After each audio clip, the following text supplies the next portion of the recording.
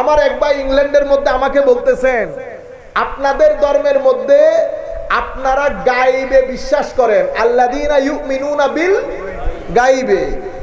আমি গাইবে বিশ্বাস করব না, আমি যা দেখি তাতে বিশ্বাস করি, যদি না দেখি তো কোনো বিশ্বাস নাই।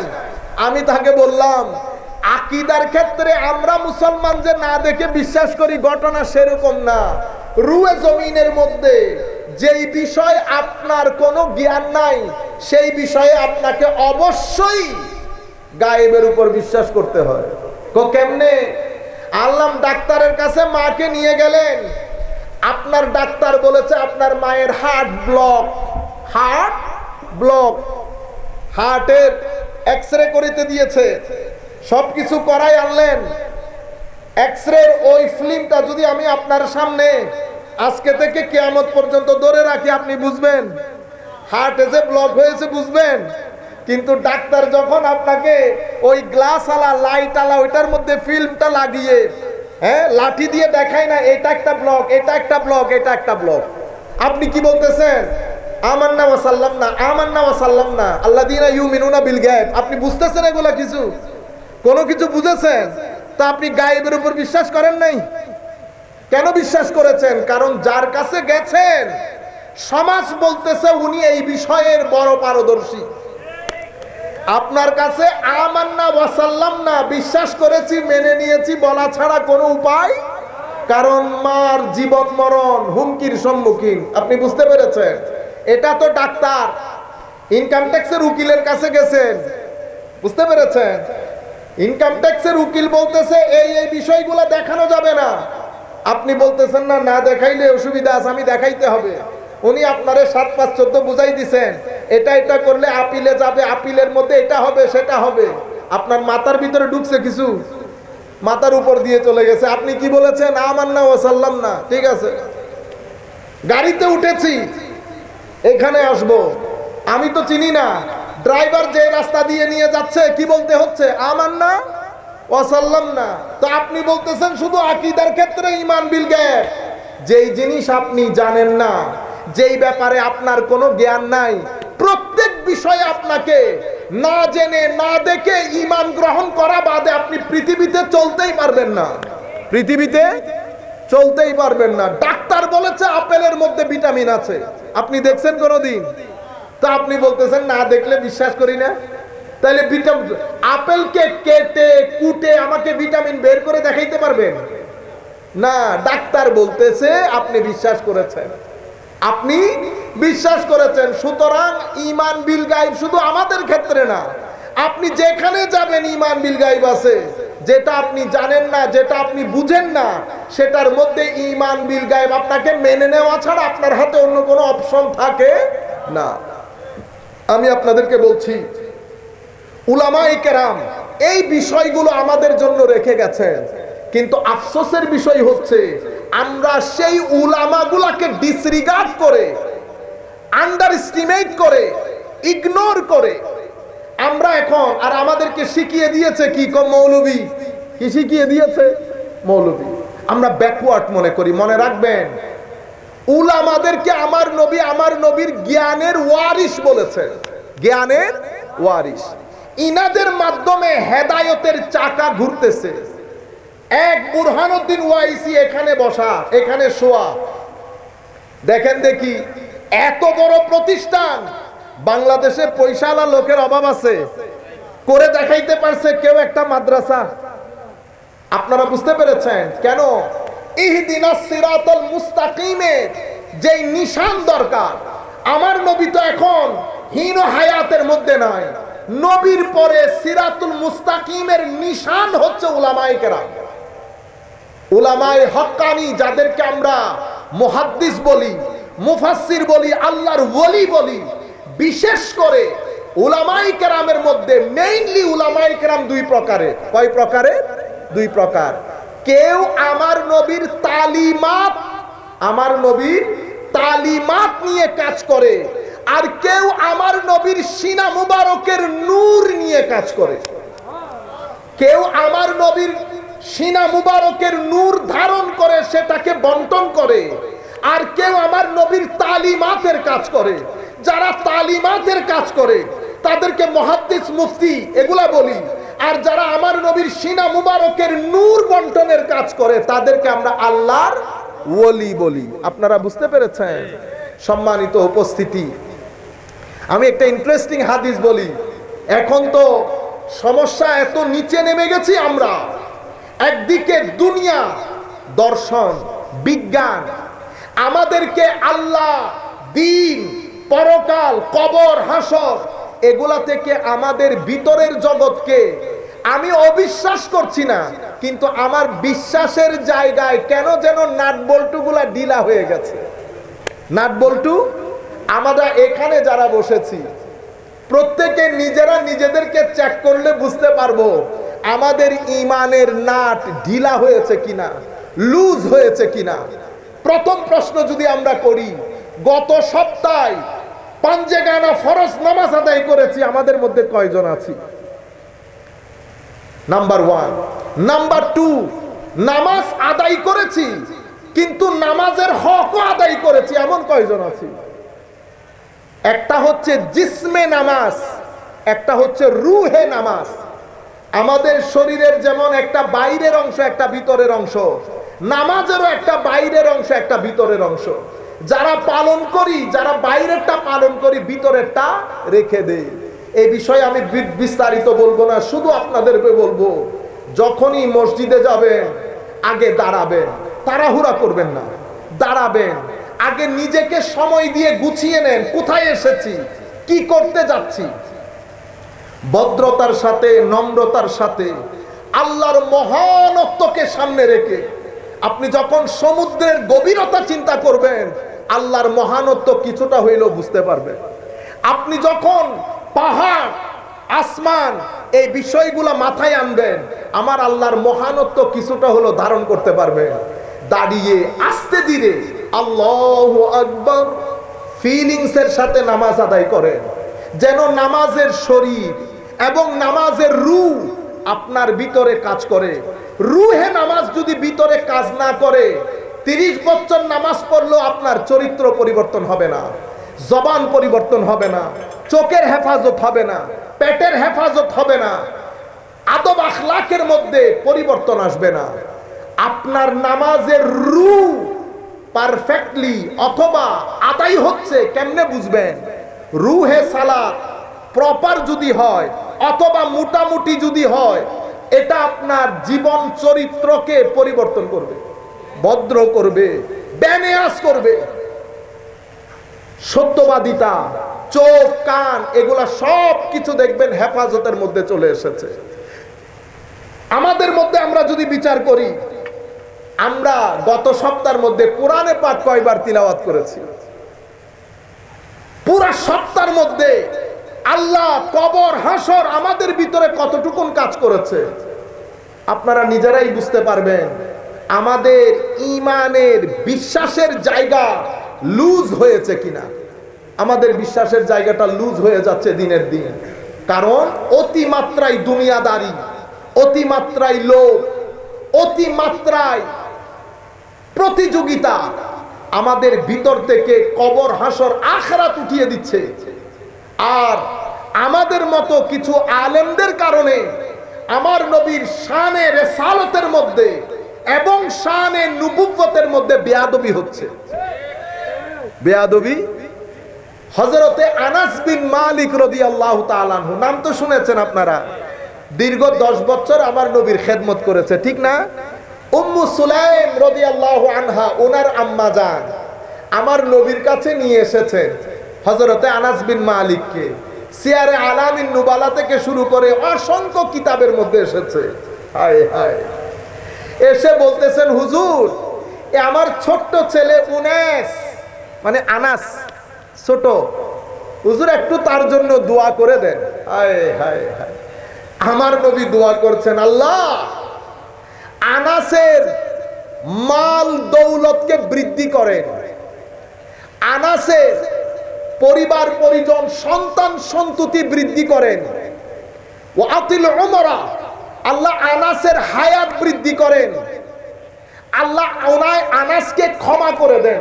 কয়টা দোয়া হলো? 4টা। প্রথম দোয়া আল্লাহ, আমার নবীর দোয়া দেখেন, প্রথমে দোয়া করতেছে আল্লাহ আনাসের মাল দৌলত বাড়িয়ে দেন। হযরতে আনাস বলছেন ওনার যেই বাগান, সেই বাগানটা একটু ফ্যানের ব্যবস্থা করে, আনাসের যেই বাগান সেটা ওই এলাকার সবচেয়ে বৃহৎ একটা বাগান। সেই বাগানের মাঝখানে যে ঝর্ণাগুলা ছিল, সেই ঝর্ণা থেকে মিশকে আম্বরের খুশবু আসতো। আমার নবীর দুয়ার বরকত দেখলেন। হযরতে আনাস আমার নবীর সাহাবায়ে কেরামের মধ্যে একেবারে সবার শেষে ইন্তেকালকারী সাহাবী, অনেক বয়স পেয়েছেন আমার নবীর দুয়ার বরকতে। আর কি হযরতে আনাস বলতেছেন আমার ছেলে নাতি পতি মিলে আমার সন্তান সন্ততির সংখ্যা 100-এর কম হবে না। কয় শতে? 100-এর কম হবে না। তাইলে আমার নবীর দুয়ার বরকতে হায়াতের মধ্যে একেবারে শেষের দিকে সাহাবায়ে কেরামের মধ্যে ইন্তেকাল করেছেন। আর সম্পদের ক্ষেত্রে আনাস রাদিয়াল্লাহু তাআলা আনহু তৎকালীন যুগের সবচেয়ে বড় রিচেস্ট পারসন ছিলেন। সন্তান সন্ততির দিকে এত সন্তান অন্য কারো ছিল না। আপনারা বুঝতে পেরেছেন? এটা আমার নবীর দরবার, এটা আমার নবীর দরবার। নবী সম্পর্কে আমাদের আকীদা, আপনি যখন বলবেন, ধরেন আপনাকে কেউ প্রশ্ন করেছে, আপনি হয়তো বিশ্বাস করেন 40 বছর পূর্বে নবী নবী ছিলেন না, ধরেন এটা আপনি বিশ্বাস করেছেন, কথাটা ভদ্রভাবে বলা যায় না।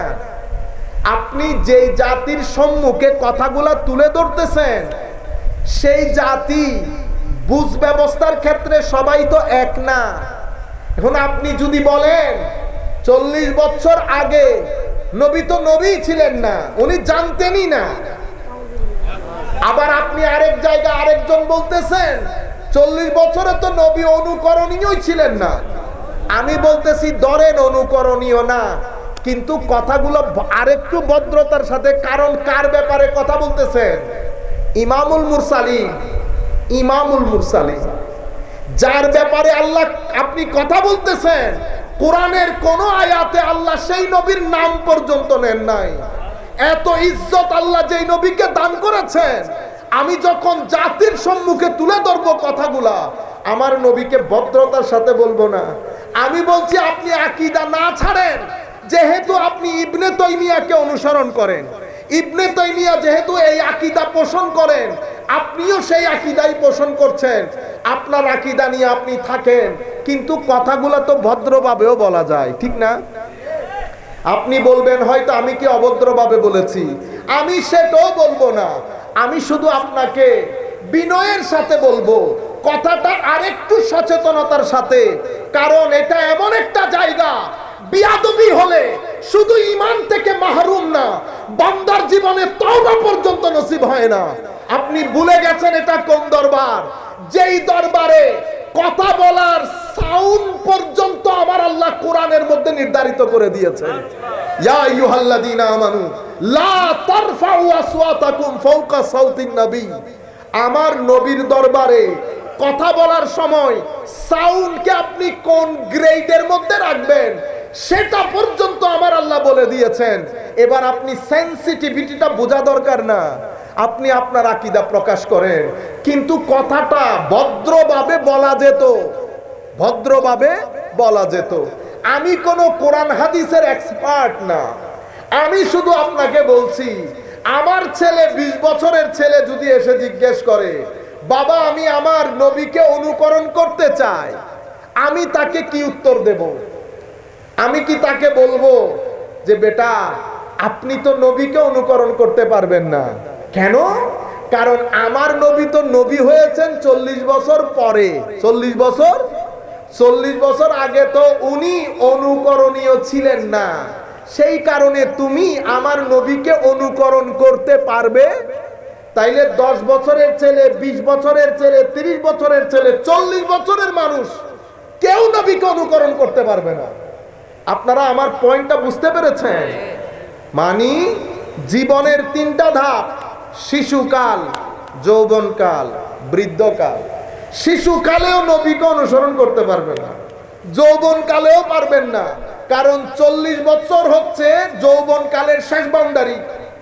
এরপরে তো আপনি সূর্যাস্ত শুরু হয়ে যায়। তো আপনি আপনার জীবনের 2 ভাগের মধ্যে তো নবীকে অনুকরণীয় করতে পারতেছেন না, কারণ নবী 40 বছর পরে ইমামুল মুরসালিন, যাকে আমার আল্লাহ রু জগতের মধ্যে নবী বলেছেন। কি বলেছেন? ওয়াইজ আখাযাল্লাহু মিসাকান নবিয়্যিন বলেন নাই? স্মরণ করুন সেই সময়ের কথা যখন আখাযাল্লাহ, আল্লাহ গ্রহণ করেছেন মিসাকান নবিয়্যিন, নবীদের ওয়াদা।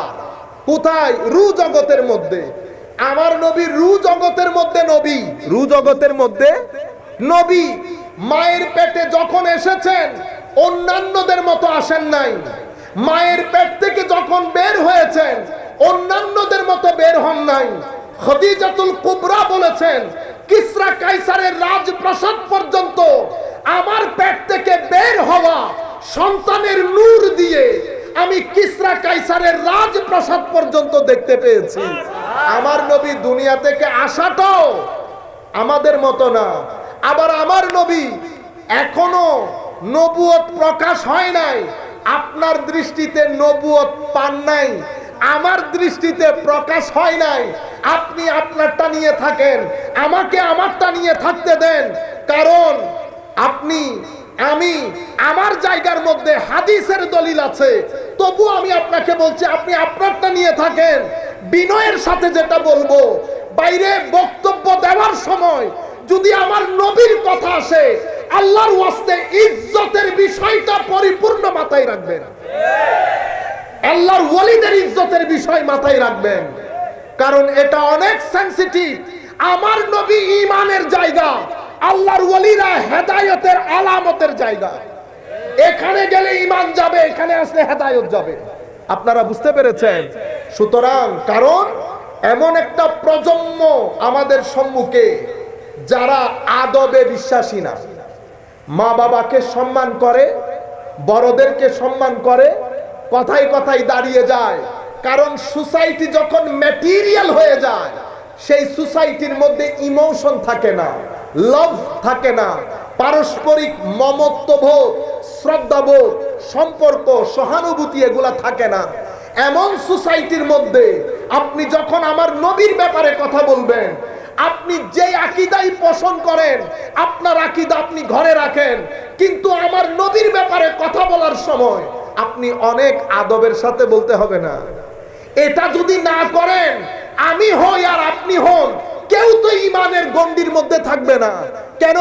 কারণ তাজিমে মুস্তাফা, আজমতে মুস্তাফা, এটা আমার নবীর প্রতি করার জন্য আল্লাহর নির্দেশ।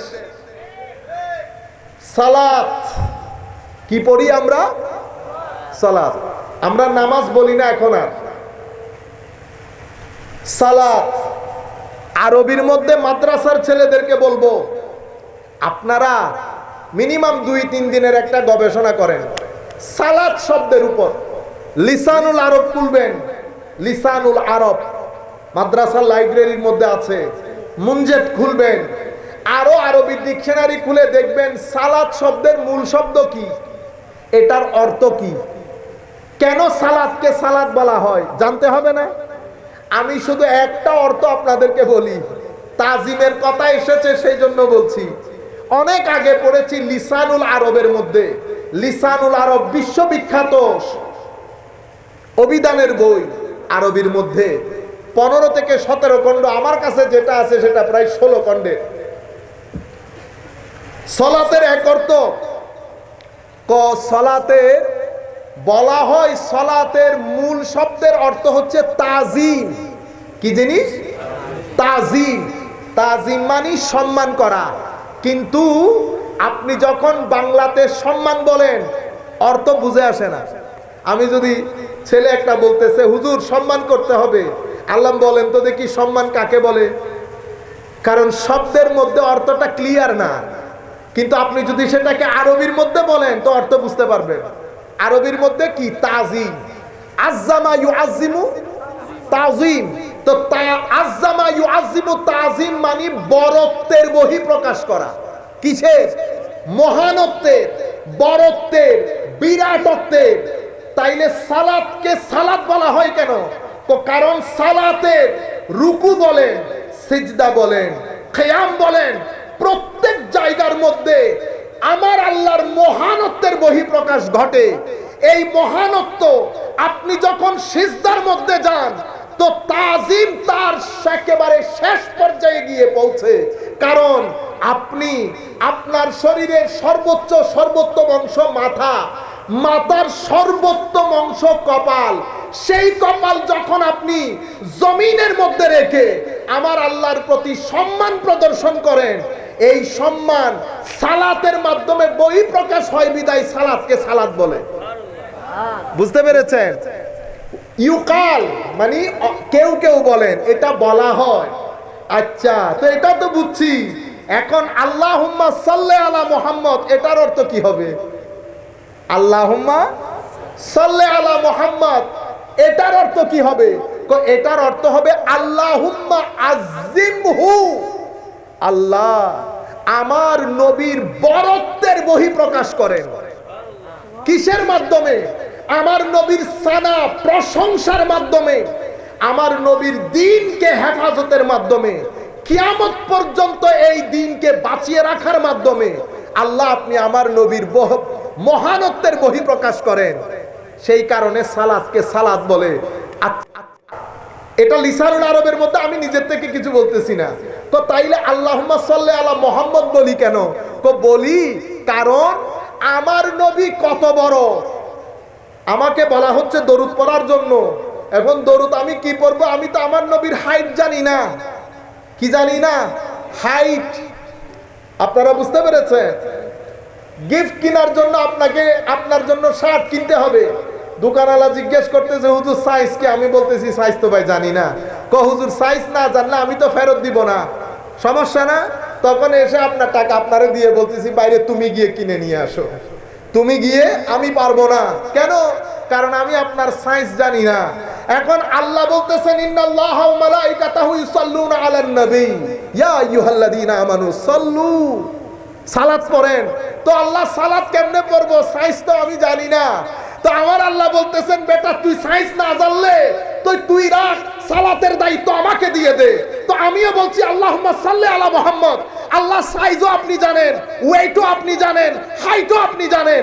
আপনি আপনার হাবিবের শান অনুযায়ী আপনি পড়েন সালাত আমার পক্ষ থেকে। আপনারা বুঝতে পেরেছেন? জিনিসটা ধরতে পেরেছেন? আমি আমার নবীর শান, মান, মকাম, মর্তবা আমি তো জানি না। এখন আল্লাহ বলতেছেন সালাত পড়তে। তো সালাত কেমনে পড়বো? শানের লায়েক হইতে হবে না? তো আমি বলতেছি আল্লাহ আমি যেহেতু জানি না, আমার পক্ষ থেকে একটু আপনি পড়ে দেন। আপনার বান্দা, আপনার মাহবুব, আপনার নবী রাসূল আপনি জানেন কোন ওয়েটের। আপনি আপনার মাহবুবের শান অনুযায়ী আপনি পড়েন। দায়িত্ব আমি নিতে পারবো না। আল্লাহুম্মা সাল্লি আলা মুহাম্মদ ওয়া আলা আলে মুহাম্মদ। আল্লাহ আপনি পড়ে দেন। সুবহানাল্লাহ বলবেন না? ইন্না লিল্লাহি আল্লাহু আকবার।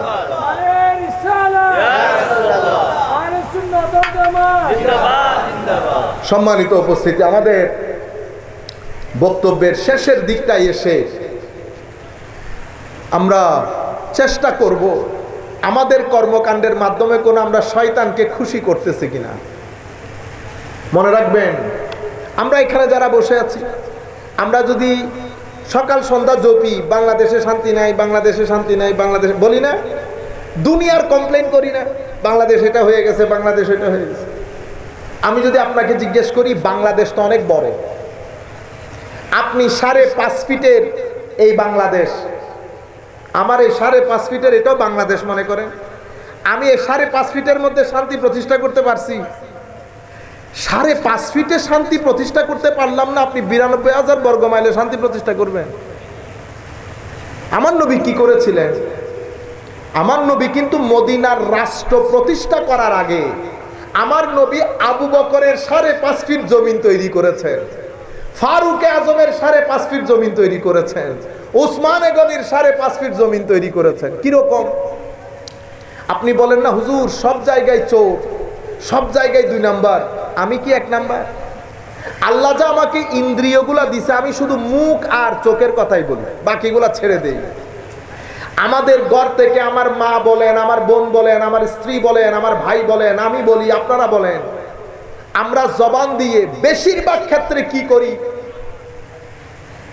বাংলাদেশের করাপশনের কথা আমরা খুব দ্রুত বলে ফেলি না, কিন্তু আমার জবান থেকে গালি, গীবত এগুলা কমাইতে পেরেছি।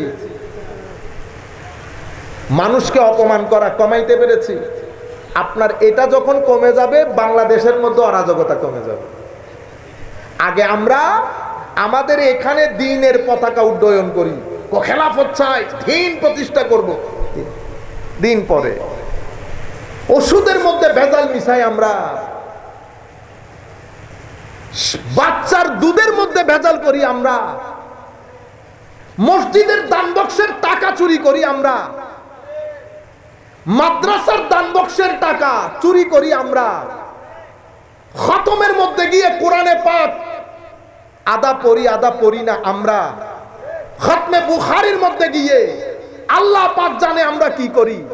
আপনি যদি বলেন বাংলাদেশ বাংলাদেশ বাংলাদেশ, আমি ঠিক আছি। আল্লাহ বলেছেন এই পৃথিবীতে, পুরা পৃথিবীর মধ্যে সবকিছু তো ভালো জিনিস না। আমার আল্লাহ পুরা পৃথিবীকে ভালো আর মন্দ দিয়ে সাজিয়েছেন। আমি চোখ দিয়ে শুধু মন্দ থেকে গ্যাস গ্রহণ করি, এনার্জিটা গ্রহণ করি। চোখে যা গ্রহণ করবেন কলব তা ধারণ করবে। এখন চোখ দিয়ে আজকের দিন আমি বাকিগুলা বাদ দেই, ইউথদেরকে আমরা কথা বলি, এখন কমপ্লেইন না, আমিও আপনাদের কাতারে। আমরা বলছি আমরা যদি একসাথে ভালো হই, আমরা ভালো হওয়া বড় জরুরি বেটা, বাংলাদেশ ভালো হওয়ার জন্য। আমরা সারাদিন, আজকের সারাদিন চোখ দিয়ে আমি কি কি জিনিস দেখেছি বলেন? এই এনার্জিগুলো আমার ভিতরে আমি ধারণ করছি। মুখ দিয়ে কি কি জিনিস করেছি, যা কিছু মন্দ, যা কিছু নষ্ট, সেই জিনিসগুলো যখন আমি জবানের মধ্যে আনবো, আমার এখানে নেগেটিভ এনার্জি জমা হবে, নেগেটিভ এনার্জি জমা হবে। যখন আমরা প্রত্যেকে নেগেটিভ এনার্জি নিয়ে সোসাইটির মধ্যে চলবো, আপনি আমি যদি কাবা শরীফের গিলাফ ধরে লটকেও থাকি, পজিটিভ এনার্জি আসবে না। এটা আল্লাহর সুন্নত না, আল্লাহর সুন্নত না। আমরা এখনো হেসে হেসে আসতেছি আমাদের চট্টগ্রাম থেকে। প্রত্যেক ব্যক্তি যিনি রং সাইডে গাড়ি চালাচ্ছেন, উনি আবার দাদাগিরিও দেখাচ্ছেন। উনি মনে করতেছেন উনি অনেক বড় কাজ করে ফেলেছেন। আসলে না, মানুষ অন্যায় করে যখন চোখ লাল করবে, বুঝতে পেরেছেন বিতর্গতভাবে মানুষটা পচে গেছে। কি গেছে? পচে গেছে। আপনারা বুঝতে পেরেছেন? আমরা এই ভালো এবং মন্দ, ফাআলহামাহা ফুজুরাহা ওয়া তাকওয়াহা, মনে রাখবেন, কবরের জীবন যদি আলোকিত হয়, দুনিয়ার জীবন সুন্দর হবে। এটা কখনো হবে না আমার দুনিয়ার জীবন অশান্তির আর কবরের জীবন শান্তির, এটা কখনো হবে না। আমি এই কথাগুলা কেন বলছি? আপনি যদি নেগেটিভ এনার্জিগুলা ভিতর থেকে বের না করি, তো অশান্তি দূরীভূত হবে না। আপনার আমার পরিবার অশান্তির আগুনে জ্বলছে। 80 to 90% ছেলের পরিবার, আমাদের সাদা দাড়ির দাদা চাচা যারা আছেন, ওনারা বলবেন বলে কি, কারণ ওনারা যে স্ত্রীর সাথে ঘর করেছেন, সেই স্ত্রী এখন বাংলার বাজারে পাওয়া যায় না। ওনারাও যেমন ছিলেন, সেই স্বামীও এখন বাংলার জমিনে পাওয়া যায় না। আমাদের উলামায়ে কেরাম তাকরীরের সময় শুধু মেয়েদেরকে ডিয়া মারে না। আপনি কোন আল্লাহর ওলি আসছেন? আপনারা বুঝতে পেরেছেন? সবাইকে আমরা কাঠগড়ায় দাঁড় করাই।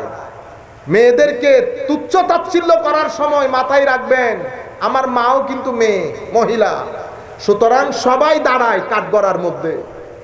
আমরা নেগেটিভ এনার্জি যদি ভিতর থেকে বের না করি, নেগেটিভ এনার্জি বলতে ঘরের মধ্যে যান, গীবত আমরাই তো করি। আপনি গীবত করে যদি শান্তিতে থাকতে চান, শান্তিতে থাকতে পারবেন না। শান্তিতে থাকার উপায় হচ্ছে আপনি মানুষ সম্পর্কে কথা বলা বন্ধ করে দিতে হবে।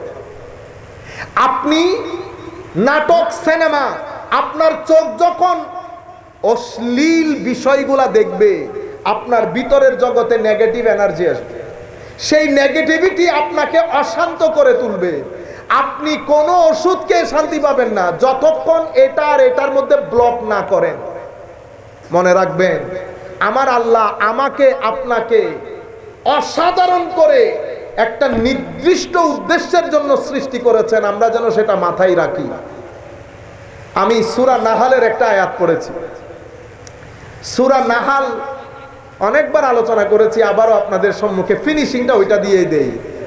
মধু পোকা তো চিনেন, মধু পোকা চিনি আমরা সবাই। মধু পোকা ময়লা আবর্জনার মধ্যে বসে, মাছি বসে। তো মধু পোকা আপনি বসেন না কেন, অসুবিধা কি?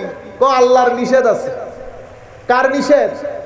দেখছেন, মধু পোকা পর্যন্ত তাকে যে প্রোগ্রাম সেট করে দিয়েছে সেই প্রোগ্রামের বাইরে যায় না। আমার আল্লাহ কি বলছেন কোরআনে পাকের মধ্যে? আমার আল্লাহ ইরশাদ করছেন, আমি মধু পোকাকে ওয়া আওহা রাব্বুকা ইলান নাহাল, আল্লাহ মধু পোকার স্বভাবের মধ্যে এটা ইনবিল্ট করে সেলাই করে দিয়েছে। কি? আল্লাহ মধু পোকাকে বলেছে যেখানে সেখানে ঘর বানাইও না। ঘর কোথায় বানাবা? হয় পাহাড়ের চূড়ায়, নতুবা গাছের চূড়ায়, নতুবা ছাদে।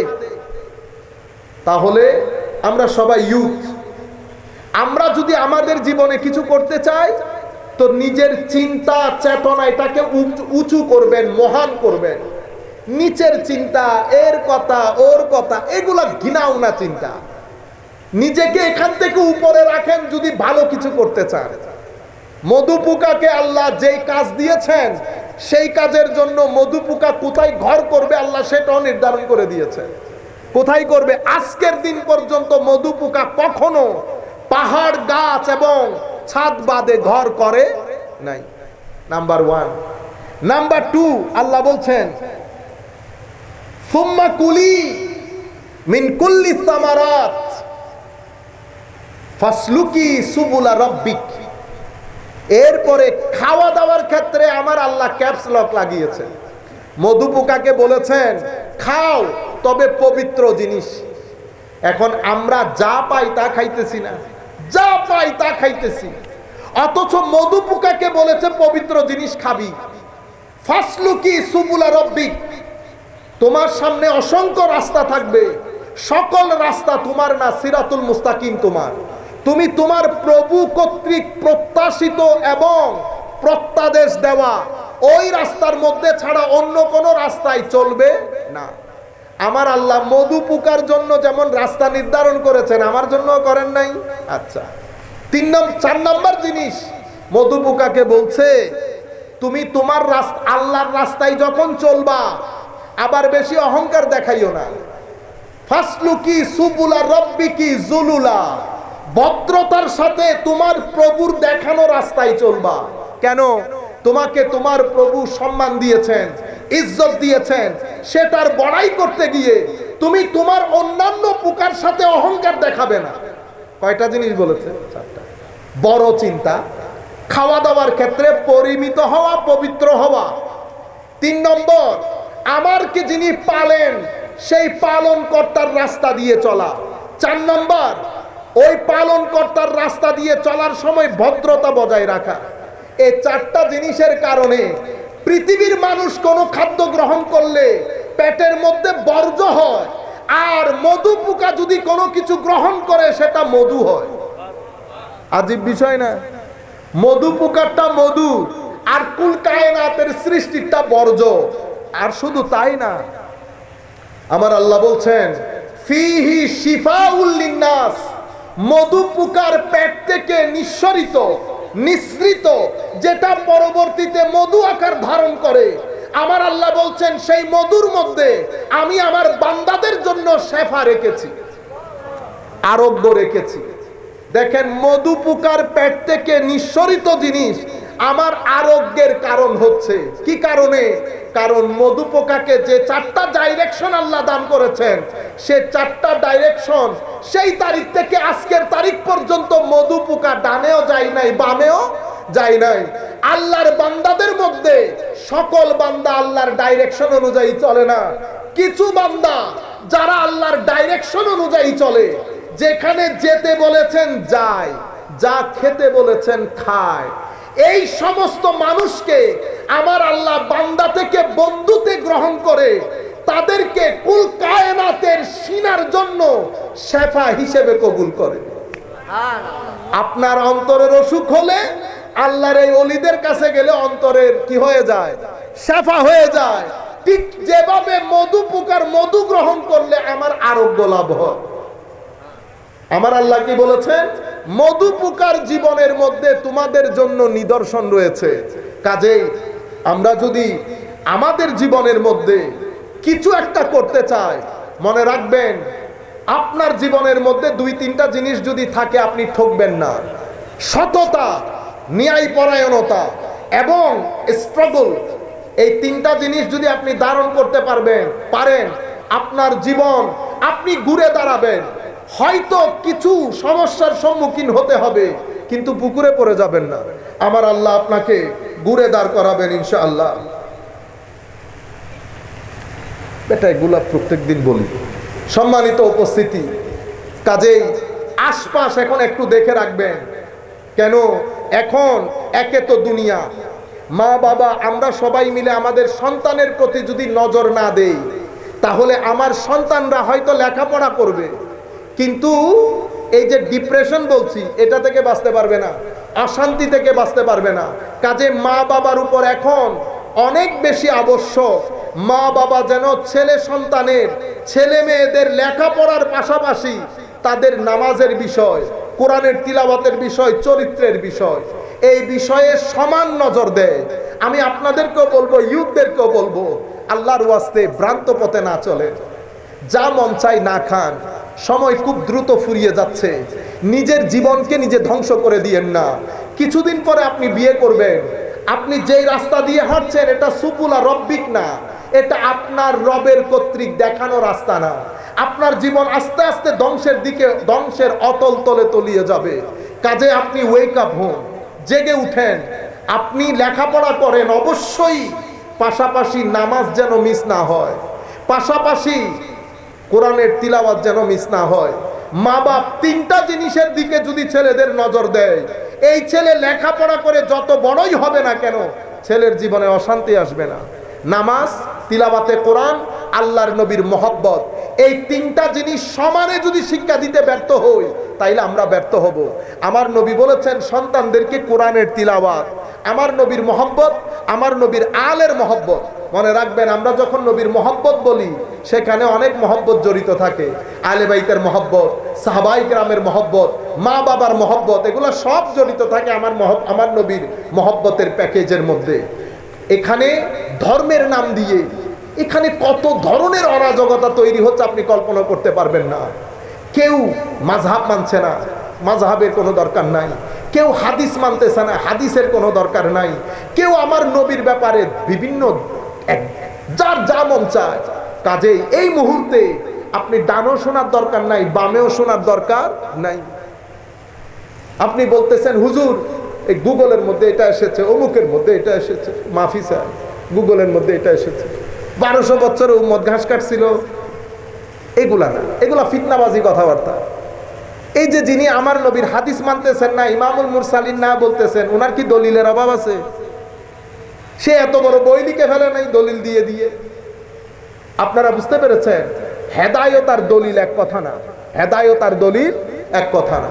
যাই হোক, রাত অনেক গভীর হয়েছে, আমাদেরকে অনেক দূরে যেতে হবে। আপনাদেরও অনেক গরম লাগতেছে, আমাদেরও প্রচন্ড গরম লাগতেছে। আমরা আর বক্তব্য দীর্ঘায়িত না করি, যেহেতু এটা 3 দিন ব্যাপী চলবে, আগামীকাল, আগামী পরশু, সেই হেতু আমরা আপনাদের ধৈর্যের বাঁধ না ভেঙে, আপনারা আগামীকালও আসবেন, তারপরের দিনও আসবেন। আল্লাহ রাব্বুল আলামিন আপনাদের আসা যাওয়া কবুল করুক। মনে রাখবেন, এই যে আপনারা লামাযহাবিয়ত বলেন, লামাযহাবিয়তের সাথে আমাদের আহলুস সুন্নাহ ওয়াল জামাতের হাত তোলা, আমিন জোরে বলা, এগুলার পার্থক্য না, পার্থক্য আকীদাগত। পার্থক্য কি? আকীদাগত, মৌলিক পার্থক্য। মনে রাখবেন, লামাযহাবিয়ত, ওয়াহাবিয়ত, এগুলার সাথে আহলুস সুন্নাহ ওয়াল জামাতের, আহলুস সুন্নাহ ওয়াল জামা মানে আপনারা কি মনে করেন আমি বাংলাদেশের আহলুস সুন্নাহ ওয়াল জামার কথা বলতেছি? না, আহলুস সুন্নাহ ওয়াল জামাত মানে গত 1300 বছরে উম্মতের উত্তর থেকে দক্ষিণ, পূর্ব থেকে পশ্চিম, উম্মতের 80% মানুষ যে আকীদায় বিশ্বাস করে সেই আহলুস সুন্নাহ ওয়াল জামাত। এটার সাথে মৌলিক পার্থক্য কোনটা? মৌলিক পার্থক্য হচ্ছে আল্লাহর শরীর মানা, আল্লাহর শরীর না মানা। এই আকীদার মধ্যে বলা হয় আল্লাহর শরীর আছে, নাউজুবিল্লাহ বলেন।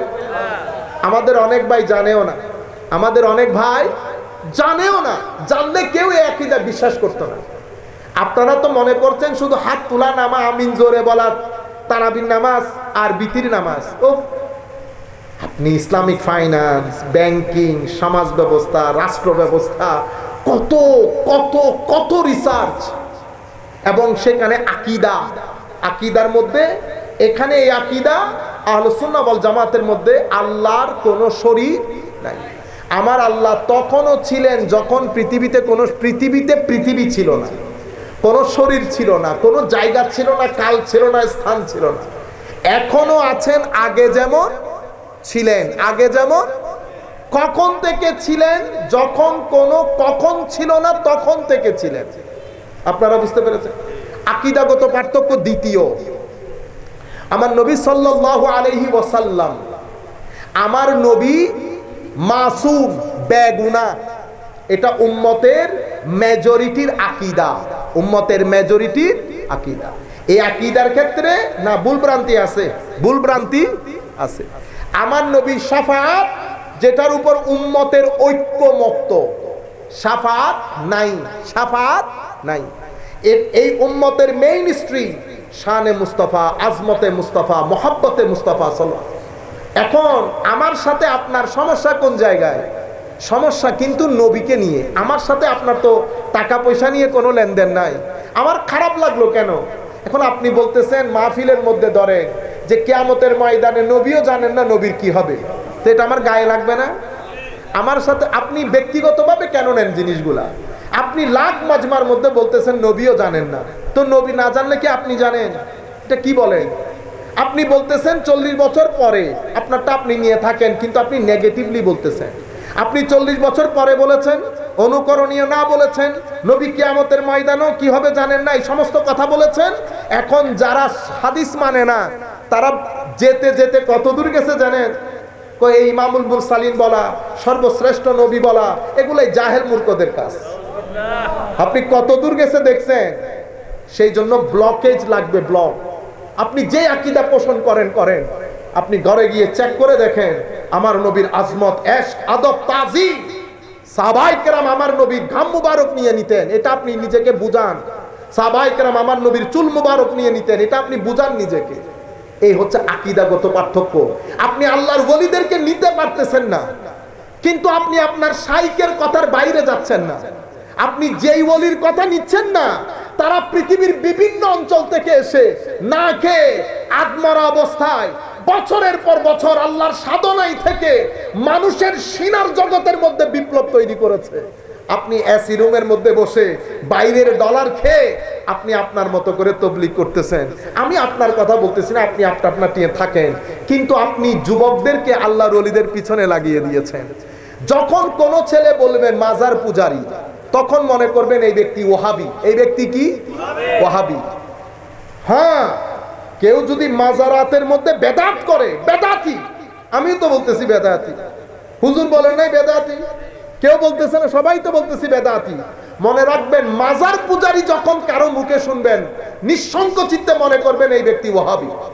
এই ব্যক্তি ওহাবি বলতে শরীরবাদী আকীদায় বিশ্বাসী। যারা শরীরবাদী আকীদায় বিশ্বাসী, নাম্বার 1 মৌলিক পার্থক্য বলতেছেন না, বলতে সেই জন্য বলতেছি। ওনাদের আকীদা মতে তারা ছাড়া পৃথিবীতে কেউ মুসলমান নাই, সবাই কাফের। আপনারা জানেন এই আকীদা? ম্যাক্সিমাম জানেন। আমি আপনাদেরকে কিতাবের নাম বলে দিচ্ছি। আদ-দুরারুস সানিয়া 13 খণ্ডের কিতাব।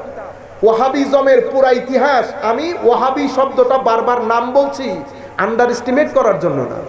আমি ফ্যাক্ট বলার সময় কথাগুলো বলতে হবে না, সোমবারে ঘটনাটা ঘটেছে, রোববারে ঘটনাটা ঘটেছে, তো সোমবার রাগ করতে পারবে? রোববার রাগ করতে পারবে? আমার নাম কেন নেওয়া? ও ভাই, ঘটনা রোববারে ঘটেছে, আমি রোববার নাম নিতে হবে না, সেই জন্য নাম নিচ্ছে। আমি কাউকে ছোট করা, কাউকে বড় করা। এখন আপনি বলতেছেন হুজুর ওয়াহাবিদের মধ্যে বড় আলেম, আমি বলতেছি আল্লাহর দরবারে উনার কি মকাম সেটা আল্লাহ নির্ধারণ করবে। হয়তো আমার মকামের চেয়ে বড় মকামও হইতে পারে, হইতে পারে না? হইতে পারে। আমি ব্যক্তি নিয়ে আমাদের কোনো যুদ্ধ নাই। আমি ব্যক্তির কথা নিয়ে আলোচনা যখন হবে, আমরা কথা নিয়ে আলোচনা করি, অভিমত নিয়ে আলোচনা করি, ব্যক্তি নিয়ে আমরা কোনো ফতোয়া দেই না। আপনারা বুঝতে পেরেছেন? এই কিতাবের আদ-দুরারুস সানিয়া মানে ওয়াহাবিজমের ইতিহাস, ওয়াহাবিজমের মূল কিতাব, এই কিতাবের দৃষ্টিতে আমি মুসলমান না, আপনিও মুসলমান না, যারা তরিকতপন্থী কেউ মুসলমান না, এগুলো সব কাফের। আপনারা বুঝতে, মৌলিক পার্থক্য বলছেন সেই কারণে বলছি।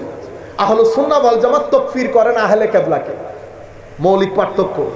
এভাবে আরো অসংখ্য জায়গায় অসংখ্য পার্থক্য রয়েছে, যেগুলো মৌলিক পার্থক্য, যেগুলোর মধ্যে ঈমান এবং কুফরের প্রশ্ন চলে আসে। আপনারা বুঝতে পেরেছেন? নবীকে অস্বীকার করা না, এখন যেটা মুভমেন্ট চলতেছে তানকিস করা, ছোট করা, খাটো করা। আল্লাহ রাব্বুল আলামিন আমাদের হামি ও নাসির হোক। মওলাই করিম আমাদেরকে কবুল করুক। ওয়া মা আলাইনা ইল্লাল বালাগুল মুবিন। আসসালামু আলাইকুম ওয়া রাহমাতুল্লাহি তাআলা ওয়া বারাকাতুহু।